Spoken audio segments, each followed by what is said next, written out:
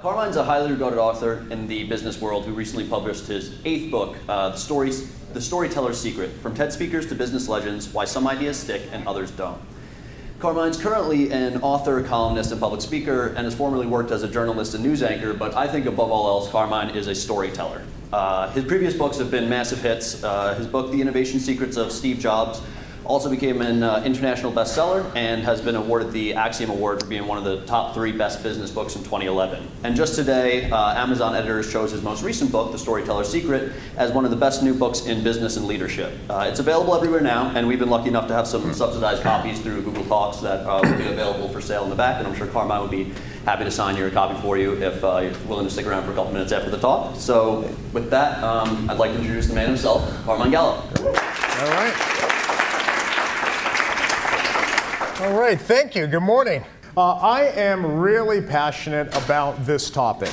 And I'm passionate about it because I really think that this is a topic that will help you in your careers, help you in your business, make you more valuable than you've ever imagined. And it'll also help you sell your ideas more effectively. So since we're talking about storytelling, why don't we begin with a story? Now, stop me if you've heard this before. 2 Stanford graduate students think they've come up with an idea to change the world. So they head over to Sequoia Capital to ask for money. Michael Moritz, one of the investors, the main investor at Sequoia Capital, has been watching an endless stream of really bad PowerPoints. And Sergey and Larry do something different. First, they have a working demo, which was really unusual at that time. It actually worked. What a concept. But they also did something very interesting. They were able to summarize their entire vision in one short sentence of under 10 words. And Michael Moritz never forgot that. And that sentence is, we organize the world's information and make it accessible. I spoke to Michael Moritz last year, and he said, Carmine, tell your clients, tell your groups that great leaders can do 2 things. One, they have a vision for the future, but they can communicate it especially well. And so now, even today, if you walk into Sequoia Capital's offices, they're going to ask you for the one line. And one investor told me, if you cannot summarize your idea in one sentence, we're not interested. Go back to the drawing board. Because there's power in simplicity, and there's power in articulating your ideas simply and concisely. When it comes to storytelling especially, we kind of know how this works. Kevin Spacey said story is everything. And good content making, whether that's in business, marketing, or movies, is not a crapshoot. We know how this works. There is a formula to this. We know how persuasion works. We know why you remember certain things and why you forget others. There's a formula to this. Not in the music industry, for example, 90% of music revenues come from 10% of the songs. What's amazing about this, and this is a true statistic, it's actually in a new book called The Song Machine. What's amazing about this is that the 10% are written by a handful of people. One guy in particular is Max Martin, who made it big with Britney Spears, Backstreet Boys, and today he writes songs for pretty much all the other big pop artists out there. Most of the songs that you hear, the songs that you like, the ones that are memorable, because there's a formula to it. He knows what works. He uses something called track and hook. So how many of you have had a Taylor Swift song stuck in your head over the last year? It's got 3 words. What would it be? What is it? What's it? What are the 3-word song? What is it? Shake it off. Shake it off. Thank you, Max Martin, who wrote that. He knows how these things work. We know how this works in communication too. So in the 20th century, give me 1 or 2 of the most famous speeches of the 20th century. Name one. How did I know you were going to say that? How did I know?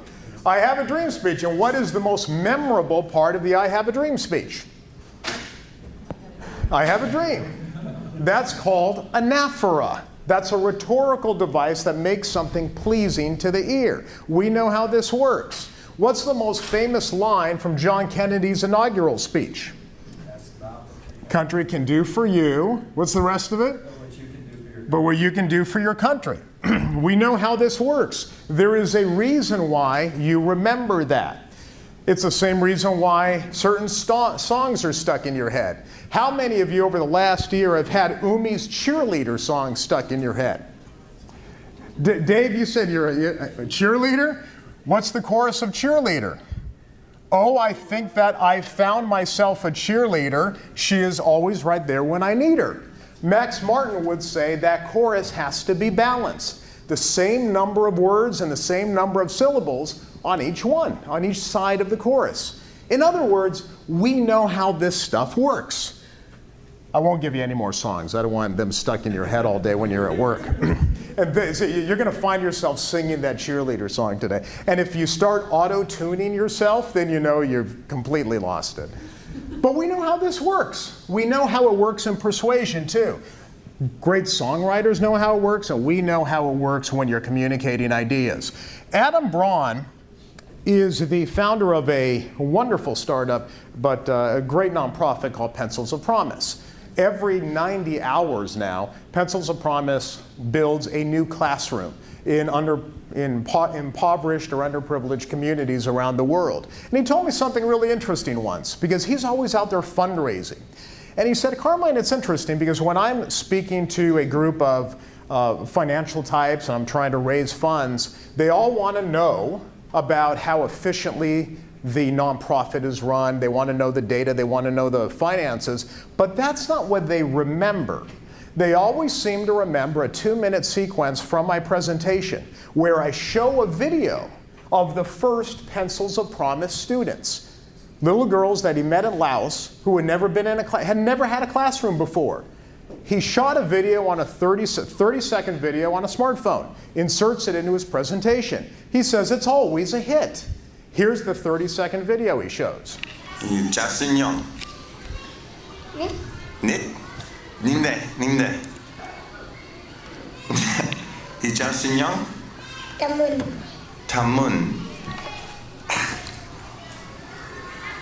자순영.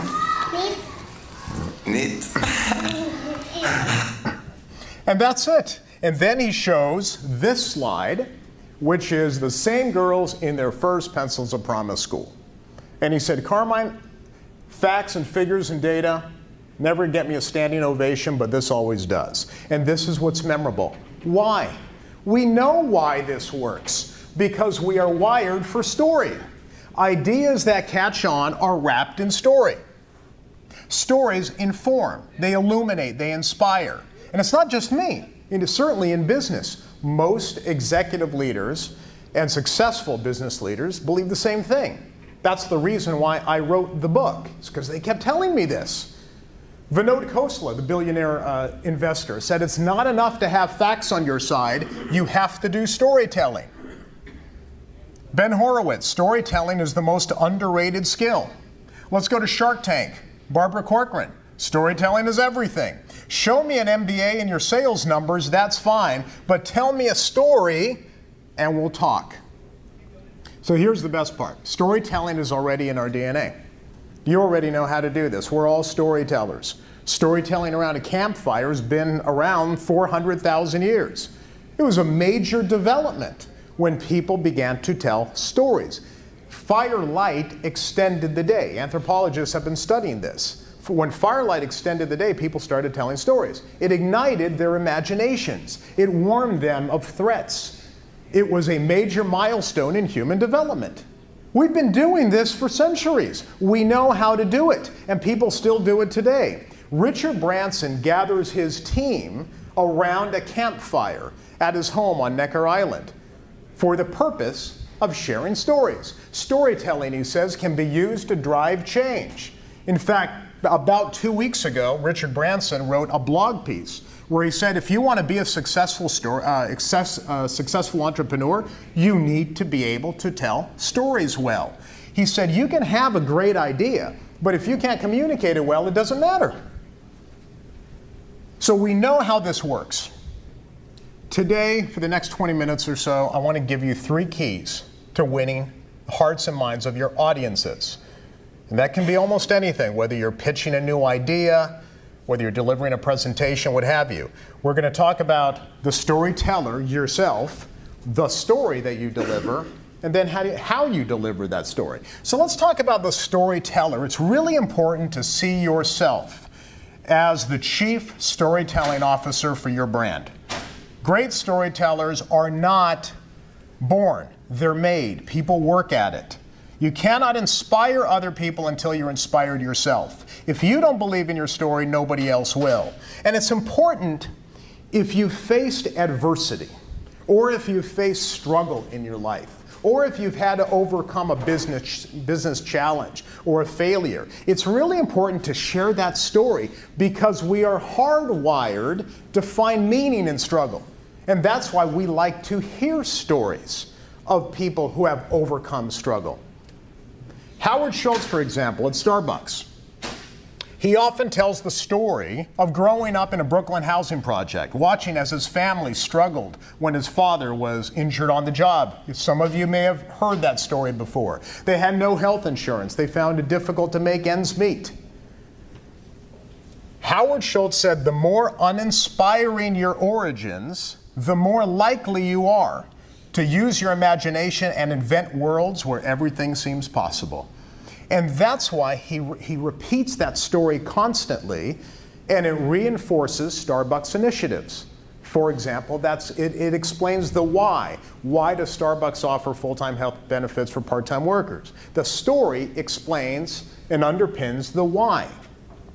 Now, I live in the wine country in the Livermore Valley. So anybody who's really into wine knows that the best grapes come from very steep hillsides made of limestone soil. The grapes that are stressed are said to have more character. And that's why it's important to share those stories of adversity or struggle, triumph over adversity, because we are hardwired in nature to find meaning in that struggle. And of course, all of you are very familiar with this here at Google. It's important to dream in moonshots and to speak in moonshot thinking. That's another way of inspiring people to dream bigger. We love rags to riches stories. We're actually wired to love rags to riches stories, which is why almost every commercial movie needs to have a happy ending. We actually need to have a happy ending. So the stories that work best are often those stories where you have faced an intense struggle in your life and then you've come out the other end and you're better for it, or the world is transformed and you've learned something. In the book, I have a story about a guy named Mark who left England in the early 80s and he landed in Los Angeles. His first job was a nanny. His first entrepreneurial venture was selling t-shirts on Venice Beach. He hung t-shirts on a fence and sold them for $18. He bought them for $2, so he made a pretty good profit. Today, Mark Burnett is one of television's most popular producers. But here's what he told me when I interviewed him. My best skills have always been storytelling and pitching ideas. All success, now this is what applies to you today, all success begins with the ability to sell something, whether it's a shirt or whether it's an idea. So embrace the backstory. Believe in your story or nobody else will. Now, when it comes time to actually crafting and creating that story, there are some techniques that work. I believe that storytelling, especially in your career, is your competitive advantage. Whether you're pitching an idea, building a company, growing a career, trying to motivate a team, or just delivering a mission-critical presentation. Storytelling is your advantage. It's what's going to set you apart. The good news is that in the last 10 years, we've learned more about why certain stories work than we've known since humans began painting pictures on cave walls. A remarkable thing happens to your brain on stories. They're studying this at Princeton University. When somebody tells you a story, the same regions of your brain and your speaker's brain literally light up. It's called neural coupling. You are literally in sync. Paul Zak in Orange County is also studying this. He's doing this in the lab. He found that a compelling story with an emotional trigger, that's the key. What's the emotional trigger? We'll talk about that in a minute. But a compelling story with an emotional trigger alters our brain chemistry, making us more trusting, understanding, and open to ideas. We know that when the brain hears a story, there is a rush of chemicals: cortisol, dopamine, oxytocin, which is the love chemical. It's the chemical that creates empathy between two people. That's what happens when you hear a story. So now, how are we going to incorporate story in our presentations? How do we do that?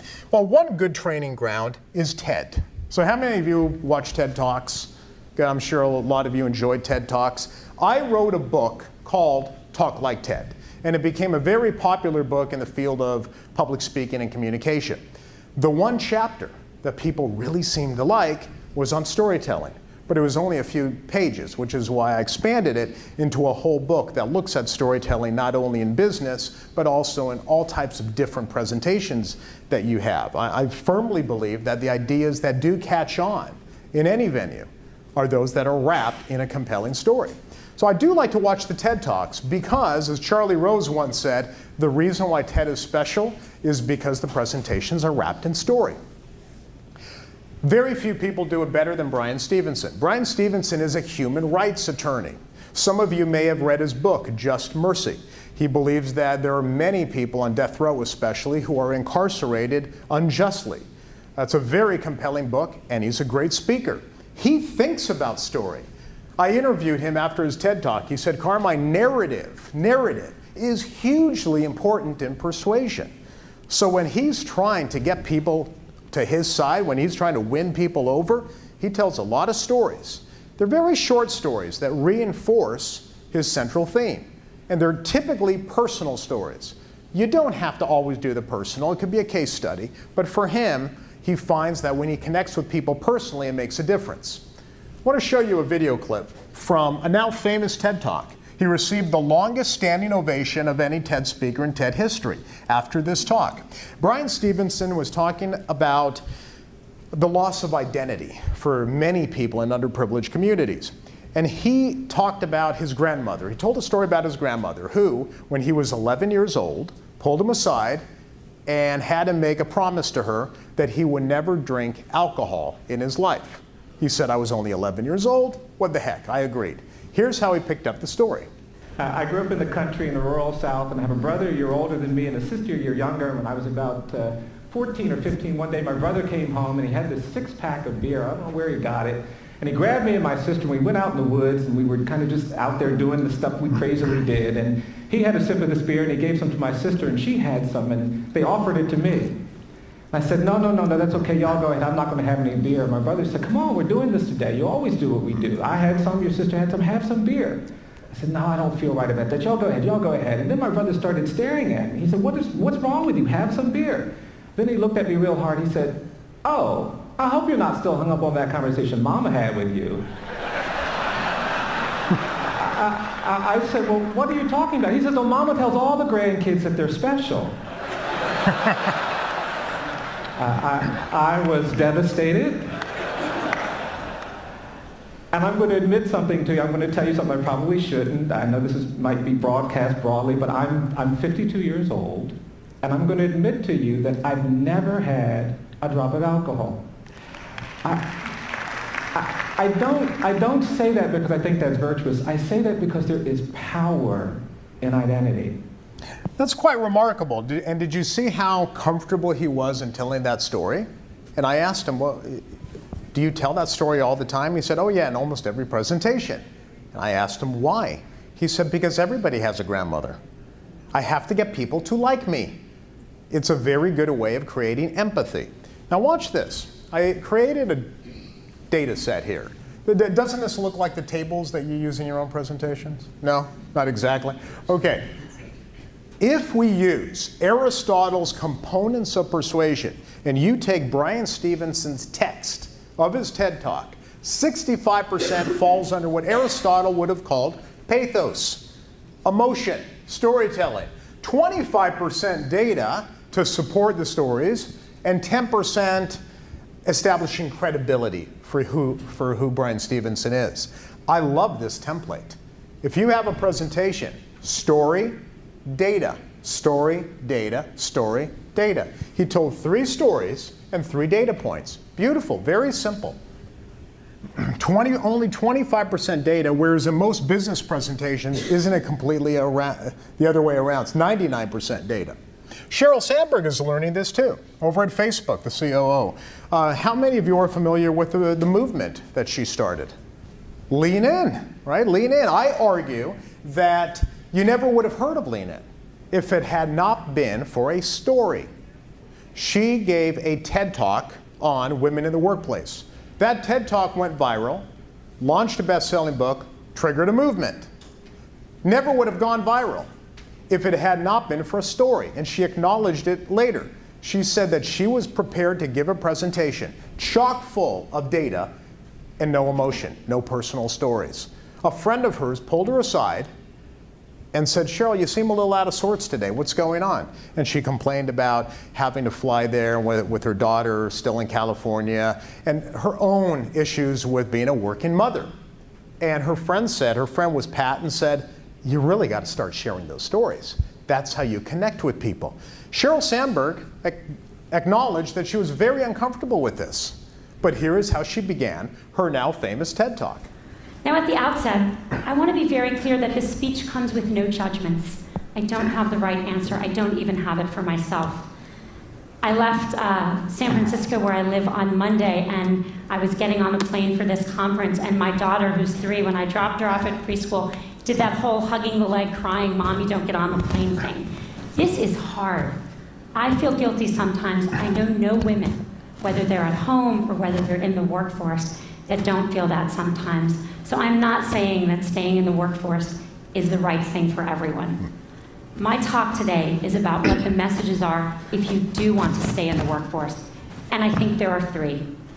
1, sit at the table. 2, make your part. She's become a real storyteller. In her book, too, if you've read Lean In, it's full of stories. But she acknowledged she wasn't going to do that originally. So look, if you want to learn how to tell a better story, there is a formula. Let's go back to a formula. Let's go to Hollywood. Hollywood knows how to tell transformative stories. All commercially successful Hollywood movies, every single one, has a 3-part storytelling structure. And I'm sure you've seen this. A lot of great books certainly have this too. So the 3-part structure of all hit movies begins with the setup. Let's pick an Academy Award nominee. Haven't seen The Revenant, so I can't speak to that. How about The Martian? How many of you have seen The Martian? Okay, a few of you. Good. We'll go. Dave, you saw The Martian? We'll go.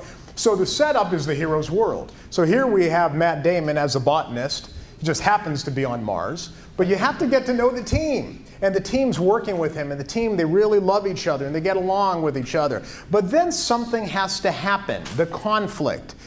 On Mars, it's the sandstorm. If you ever watch Titanic, it's Titanic hitting the iceberg. I mean, these are very clear delineations between Act 1 and Act 2. So now the hero's world literally is turned upside down. And then, of course, the resolution. How are we going to save Matt Damon? And Matt Damon actually transforms too. He becomes a better person by the end of the movie.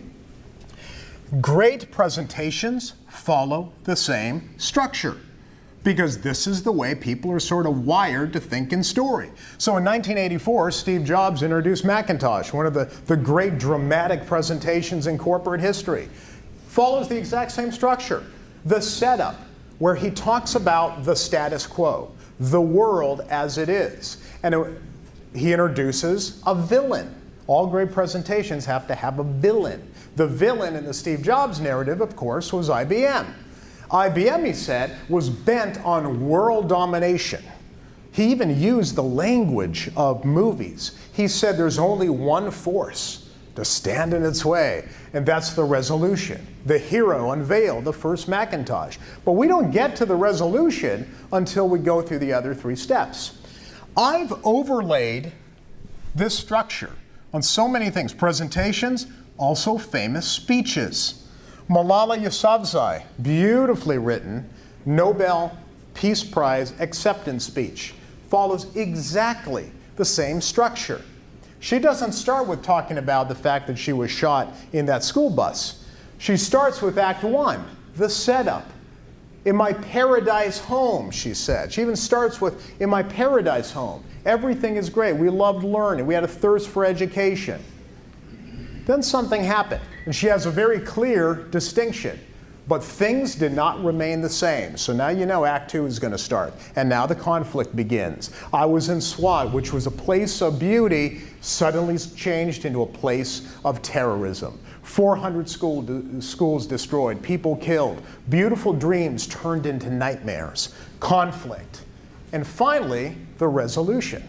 Hero conquers villain. The terrorists tried to stop us. They attacked me and my friends, but we're still here today because neither their ideas nor their bullets can win. And now she is a voice for the 60 million young girls who are deprived of an education.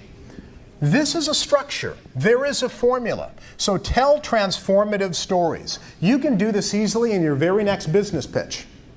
You have an idea, start with Act 1, the status quo. Here's the status quo. Here's the problem. That's the villain. Here's the problem that you may not even know is around the corner. And here's the resolution. Here's how my idea is going to fix that problem. It's sort of a natural way that we like to hear stories. And finally, just in the last 5 minutes or so, let me talk to you about the 3 steps to making a presentation great. Number 1, always sharpen your presentation skills. Practice makes good storytellers great. Very few people practice public speaking. They don't practice even their presentations before they're actually going to launch one. Martin Luther King gave 2,500 speeches before his dream speech. That's what I mean by when you see a great communicator, whether it's a historical figure or just somebody you know here at Google, they weren't born that way. They probably worked at it. There was a very famous TED Talk, Jill Bolte Taylor. She was the woman who had a stroke and she lived to tell about it. I don't know if some of you remember that one. She told me she practiced 200 times. 200 times. So practice your presentation skills. Always try to get better.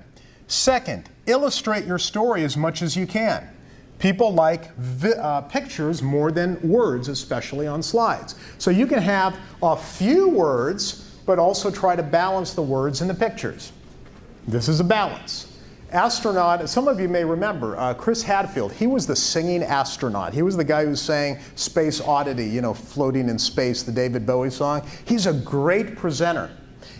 He delivers 35 slide presentations with no words, just pictures. And when I asked him why he does that, he goes, Carmine, I'm telling stories. I'm telling a narrative. Why do I want words to interfere with that? I want people to listen to my words. The slides just complement the story. Let's take a look at Elon Musk. Elon Musk is doing a lot of this lately. His presentations are beautiful, but very minimalistic. This slide only has 3 words on it. The next slide has no words on it. So this is definitely a trend in presentations, a little bit more visual. I'm not asking you to completely blow up the way you do presentations. Try to balance words and visuals. I like this, a blogger, after this presentation, a blogger said, the dude's selling a battery and he still manages to be inspiring. Of course, because it's more about storytelling. And finally, unleash your best storytellers. Let's say you're a manager or you have a team and you have to deliver an idea or a pitch. It's not all about you. Give everybody else a voice too. In fact, if you go to a Broadway play or if you go to a movie, there's different characters. Introduce different characters. It's not just about you as the storyteller. Make sure that everybody on that team has a part of the narrative, has a part of that pitch. This is what they're doing at SAP. At SAP, the big software company, they hired not a VP of marketing. They hired a chief storyteller. She's in the marketing department, but she's a chief storytelling officer. And her role now, her mission, is to unleash the stories of 65,000 salespeople at SAP. So she's giving them tools to be able to capture customer stories so other salespeople can share them too. So when it comes to storytelling, make sure that you unleash the best storytellers on your team.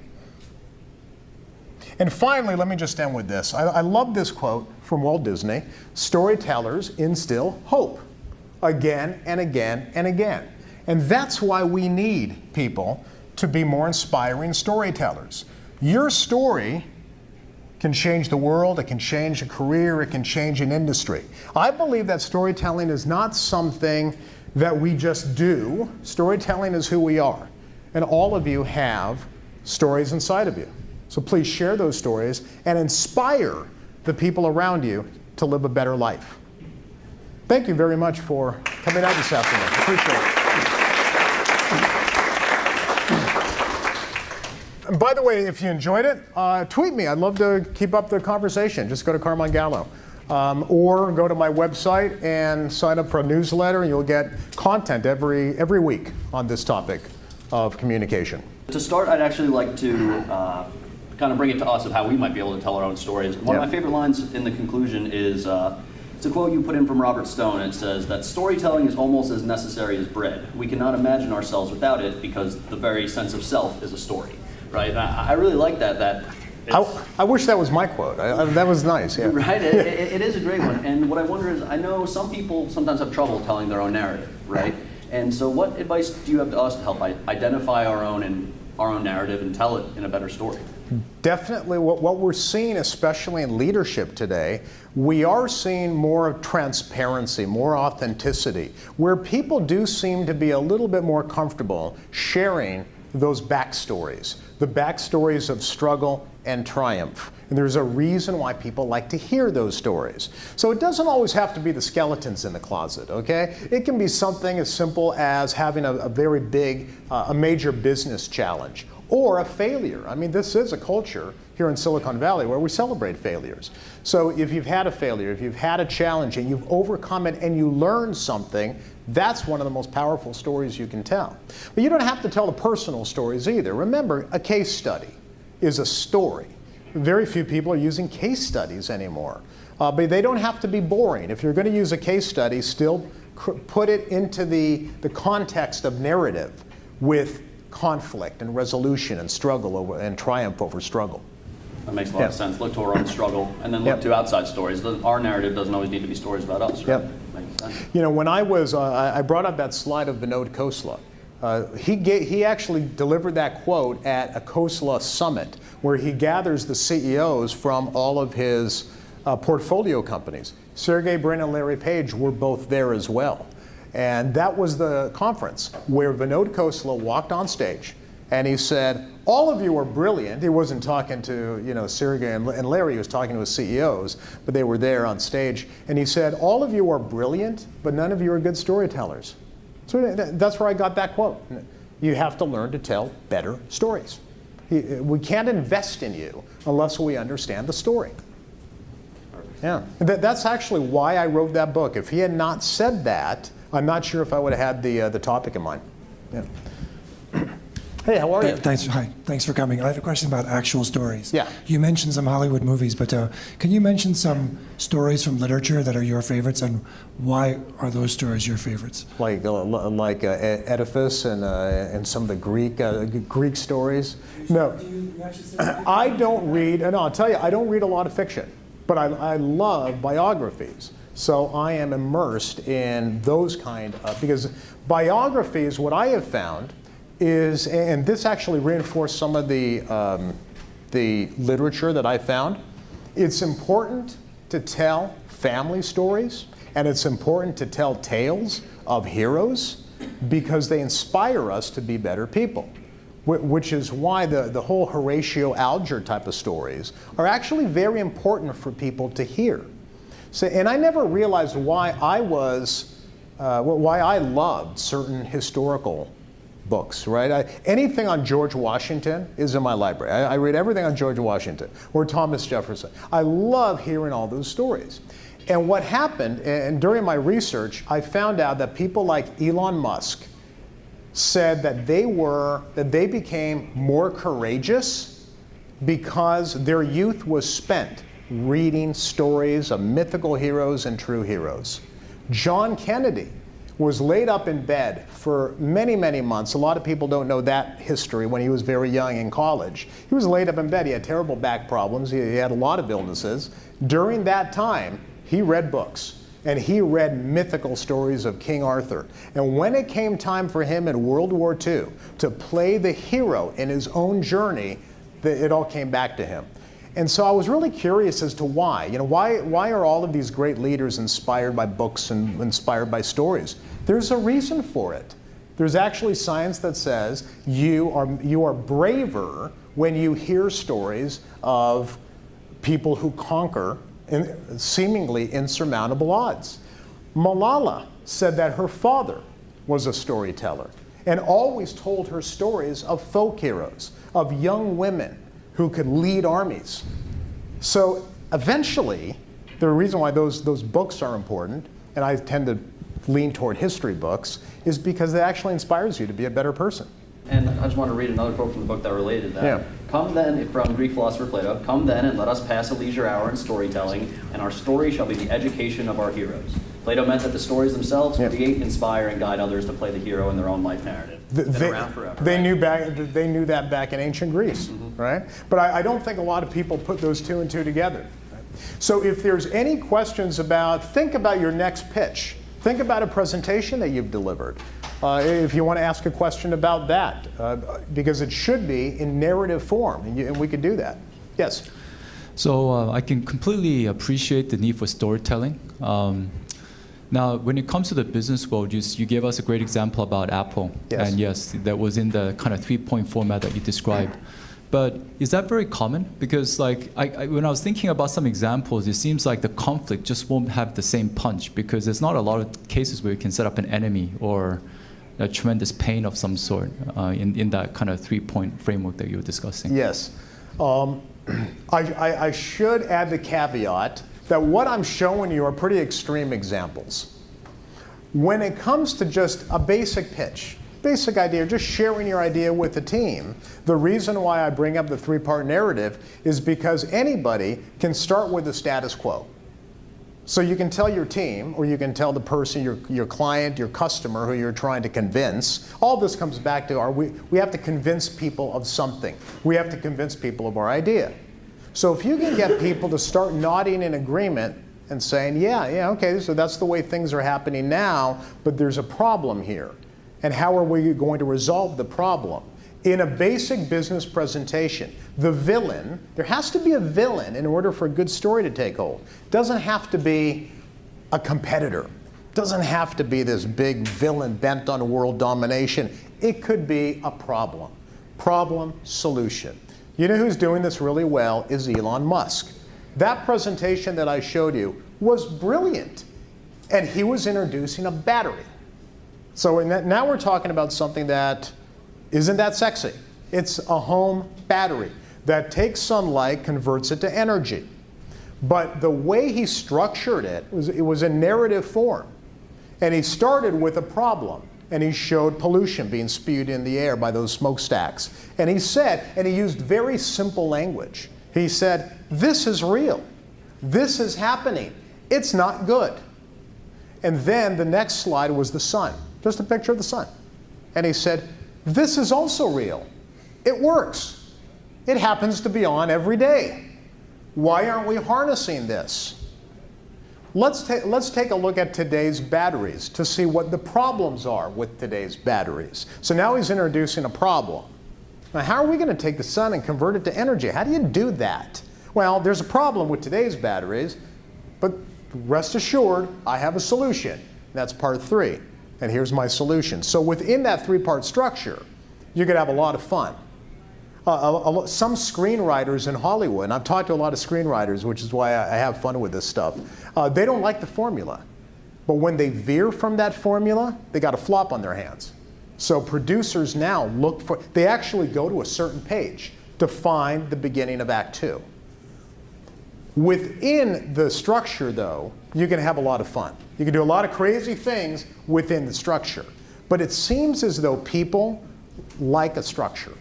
It's just something that we're kind of wired to do. We kind of like a logical structure. What do most of us do when we create a PowerPoint? We just, or when we create any type of presentation, regardless of the tools you use, we just put a lot of facts and data on there. We don't even think about a structure. We just load it up. That's the biggest problem I've seen. I'll admit the neuroscience of this really fascinates me. Yeah. Think of it this way, you describe how it's all kind of this formulaic conflict resolution thing. If you think about it, most of us, we deal with conflict in our own work lives, personal lives. It stresses us out. We're frustrated, and then we go home, we turn on TV, we read a book, and we love seeing that conflict resolution play out. We kind of like immerse ourselves in other people's conflict resolution. So a buddy of mine is he's come from a neuroscience background. We were at a party recently, and we were trying to sort of theorize what about our brains enjoys that.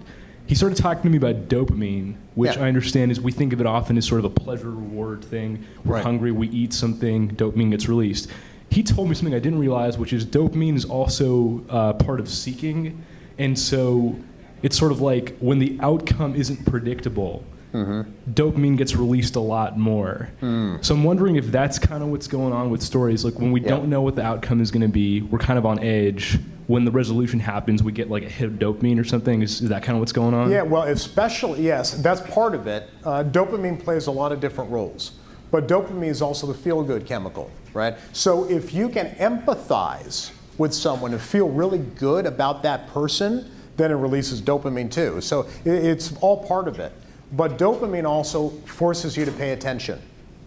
From what I've been told, and again, I'm not a neuroscientist, but I have what I'm very good at, because I'm a trained journalist. I enjoy speaking to neuroscience and studying it and then trying to articulate it in plain English. So I've talked to John Medina at the University of Washington. Great book called Brain Rules, how the brain, how persuasion works. And he introduced a lot of these concepts where he talks about dopamine is like a stamp on your brain that makes you pay attention. So when you have this rush of chemicals, cortisol, mostly though dopamine and oxytocin, and Paul Zak is studying oxytocin, it forces your brain to like pay attention. This is important. There is a reason why you remember where you were during certain big events like a 9/11 or someplace like that. You remember things because there's that rush of chemicals, and so it's easier for you to remember. So how do we take that and kind of hijack the brain's processing system so that they remember our ideas? You can take this in almost any area. People remember ideas for a specific reason. There is a formula to this. Just like Max Martin knows how to write a song that gets stuck in your head.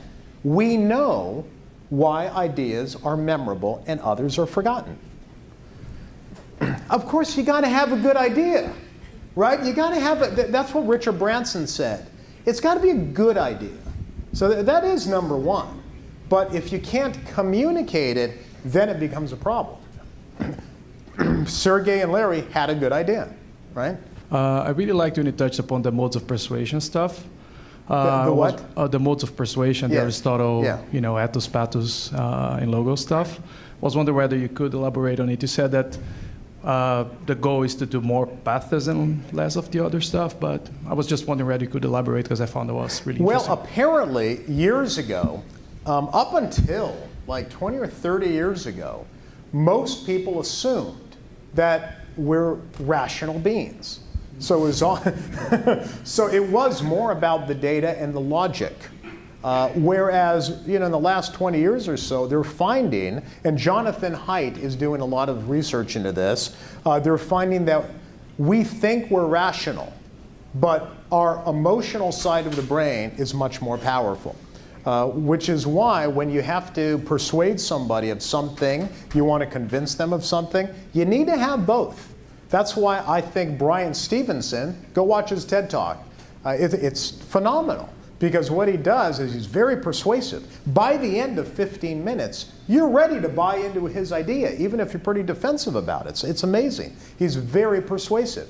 And he wins cases before the US Supreme Court. He knows how to persuade. But 65% of his public presentations are more heavy on emotion, 25% data. So you got to have a balance. And I think we're seeing that in our political campaigns too. There's some people who are really good at getting your attention and triggering emotions, right? So I think it applies in everything from political campaigns to business. Could you talk a bit more about what emotions you appeal to and how you set up a story so that it flips that switch, if you will? Apparently, in storytelling, tension is everything. Tension and conflict. There has to be some kind of conflict. Titanic has to hit an iceberg, right? So you need to have the conflict in Act 2. If there isn't a conflict, then the audience doesn't have anyone to rally around. We want Jack and Rose to be saved. And we want them to be saved in Titanic only after we get to know them. So that's the structure. You need to be able to get to know the characters so you feel empathy for the characters involved. Then you have to introduce a conflict. And that conflict better have a happy ending and a resolution afterwards. So it's a pretty basic structure. But those are the two things that you absolutely need in every good story. You need a backstory. We need to get to know the characters a little bit so that we feel empathy for the characters. And then there has to be a pretty significant, what Paul Zak calls a trigger event, which is that conflict. And so if you can get your audience nodding in agreement, going, yeah, that's the problem I have. I have that problem. Then you're going to hook them. That's what we call it, right? That's what we call the hook. Just like the chorus in Cheerleader. That's what we call the hook. It works remarkably well, remarkably well. I cannot tell you over the years of how many business presentations I have either seen or I've worked with at a lot of major companies, LinkedIn, Microsoft, SanDisk, Intel, many, where when we create something like this and then we go back and we see what was the most memorable part of that presentation, what resonated with people. People who come back like 2 years later at the same conference and tell the executive, I like that part in that presentation that you gave 2 years ago. It's always the story. Always the story. Nobody ever remembers, oh yeah, I love that slide 32. Excellent, that was a great, yeah, and the chart on slide 32, unbelievable. But they always remember the story, always. That's why I'm getting into this idea where I'm very emphatic about it. And I'm saying this is the hook. Right? A songwriter knows what works. That's why he can keep turning out hit after hit. We know what works too. We know what works when you're delivering a presentation. I have a question about yes. telling personal stories. Hey, now, your father is a data scientist, right? Computer science professor. Computer science, yeah. And he tells stories? He does. I love it. Telling stories in the classroom is very important to him. Great. I've noticed that when people tell personal stories, they generally fall into one of two frames. There's the this is how I'm special angle, and then there's the this is how we're alike angle. Can you comment on which of those, is one of them superior to the other? Do they both have a place? Well, so let's not get too hung up on the personal stories. I guess any stories. Yeah, because for TED, the personal stories work pretty well because it is a more intimate environment. In business, I like the case studies. The real stories of real people who are helped or whose world is made better by your idea, by your service. Those are the stories that resonate in business. And very few business presentations, at least that I see, are heavy in narrative. They don't tell those stories. It's all fact without being supported by the stories. Who's really good at this now is Bill and Melinda Gates. They are fantastic storytellers now. Every time they have the new Gates newsletter, which comes out every year and talks about their philanthropy efforts, Melinda is a better storyteller than Bill. Bill's still a little factual. He's very simple, though. He does a good job, but Melinda likes going into the stories. So she uses the data, but she always starts with very personal stories. And sometimes they're personal, but they're more about other people. It's more of a personal experience she had. But let me tell you about a woman in this part of Africa who I spent a few days with her and her family. So it's kind of about Melinda, but not really. She kind of shifts it off and talks about the other person. So I think that case studies, but inserting yourself into a case study is very powerful. Do you have any advice on how to use storytelling in job interviews when you have very little time and you have to kind of sell yourself? Yes, you have to do it in job interviews. I have so many interesting stories of people who have emailed me. One young man emailed me not too long ago, just a few months ago, working at a startup in San Francisco. He had, I'm sure you're all familiar, they do the coding classes now, right? Those coding programs. Like boot camps? Yeah, the boot camps. So that was his first coding boot camp. And so he didn't have a lot of technical experience, but he was a really good communicator. He studied the science of story and how to tell better stories. So he walked into an interview and he told stories about his previous job of where they had a particular problem. And he told those stories of how he overcame those problems. And then he applied what he had learned to that company and what he had learned about this new company. So that doesn't take long. Even in a 15-minute job interview, that took about 2 minutes. But here's the end of that story. Here's the conclusion. The reason why the young man emailed me is because he said, Carmine, you wouldn't believe it. I doubled my salary. They hired me 2 days later. He interviewed on a Friday. They hired him on a Monday, doubled my salary. And they told him specifically, you don't have the technical experience because you just took this one coding class. There are plenty of job candidates who have more technical experience than you do, but nobody could communicate our story, our company's story, as well as you can.